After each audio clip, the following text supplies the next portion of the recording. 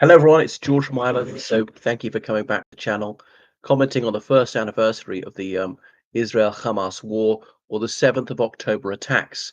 So some Israeli soldiers have been eerily quiet in the days leading up to this. They'd noticed curious activity from their watchtowers looking into the Palestinian enclave of Gaza. What was going on appeared to be trading something for something. But Hamas had communicated by handwritten notes because they knew that the Israelis were the masters of cracking any encrypted messaging system, the best in the world, I've heard from an IT expert. So they just went back to old style tech. And then Hamas stopped all their activity to lull the Israelis into a full sense of security. But some Israeli soldiers noticed there was something a bit wrong about that. Anyway, and their concerns would pass up the chain of command, and these things were just dismissed. But about 6:30 in the morning, that's when the attacks began. Operation Al Aqsa Flood, as they call it. 5,000 rockets fired from the Gaza Strip into the state of Israel within only 20 minutes to overwhelm the Iron Dome or the David Sling system. So anyway, so they only caused five deaths, but then Hamas's Islamic resistance movement, that's what it's Hamas is the acronym for it. They crossed over the border. They broke through the fence in many places. It's supposed to be impenetrable around Gedera, Herzliya, Tel Aviv, and Ashkelon. Some of them even use paragliders and motorbikes to get in. About 3,000 Hamas fighters infiltrated Israel. They'd used bulldozers, even speedboats, to get around by sea. And so they killed civilians at many points, often deliberately, including at a concert and various kibbutzim. A kibbutz is like meant to be a commune. And in the early 20th century, Jews had made aliyah to British mandatory Palestine, or previously Ottoman Palestine, had often set these up, farming, sharing everything, often idealistic socialists. It's not quite like that anymore. It's not as austere aesthetic as it used to be. Sorry, ascetic as it used to be. But an awful lot of people were killed, indeed deliberately killing children in some cases, and indeed taking hostages, bringing them back to Gaza. About 250 people, 240 people taken hostage in the attacks. Not all of them were Israeli. Some were Thai people working in Israel. Some of the Israelis were dual citizens, like Russian Israelis, and Putin managed to have them released fairly early on. There are accusations of rape against Hamas when they kidnapped these people, and may well be true. Anyway, so that's it. So Hamas said it was doing this because of these illegal Israeli settlements in the West Bank, increasing Israeli violence towards Palestinian civilians in the West Bank of Palestine, and more incidents on Al-Aqsa Mosque in Jerusalem, or as Muslims prefer to call it, Al-Quds. And so Israel was stunned by this. Some of the bases were very lightly and laxly guarded. Hamas had managed to get into several military bases. A lot of soldiers hadn't even been issued with weapons there. The Hamas even managed to capture at least one tank. But that was it. They didn't really have a phase two. It was a coup de main attack, not to go further. Now, in a conventional battle, there's just no way Hamas is going to win. They've got no tanks, no armored personnel carriers, no artillery, no infantry fighting vehicles, no planes, no helicopters. They do have some rockets and missiles. But life in Gaza has been not too bad for quite a few years. Israelis largely left them alone since 2009. Israel had allowed Qatar to donate money to them. They purchased various items, and things were getting better. And the deal that Israel seemed to be offering is, you leave us alone, we'll leave you alone, and you'll have a decent standard of living. But if you cause trouble, there'll be hell to pay. We'll cut off water, gas, electricity, and so on. And as we'll see, we will murder 40,000 of your civilians, and they're not finished yet.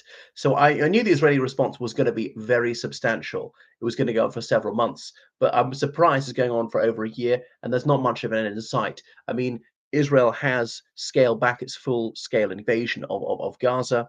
There's some of the reservists, they want to go back to their ordinary jobs. They're more concerned about other threats. Israel's commenced its full-scale invasion of Lebanon, and it's obviously in this proxy war against Iran, so it's husbanding its reserves. Now, Netanyahu has had the unwisdom to say they'll win total victory, which is almost impossible against an insurgent force like this. If there's even one Hamas militant alive. So that's not a total victory. If they fire even one shot and doesn't hit anybody, that's still not a total victory, because unlike like a conventional army, these organizations are very, very difficult to defeat comprehensively. It's like they used to say in the Northern Ireland conflict, an acceptable level of violence. Many people designate Hamas a terrorist organization. Okay, you could say that. Obviously, it's adulated through much of the Muslim world. Many people regard them as freedom fighters. You could use a more neutral term like militant, as indeed I have. Anyway, it was Israel's 9/11. Benjamin Netanyahu supposedly Mr. Security. He was prime minister at the time, and so it was a real humiliation for him, a real wake up call. They've been caught napping. You snooze, you lose.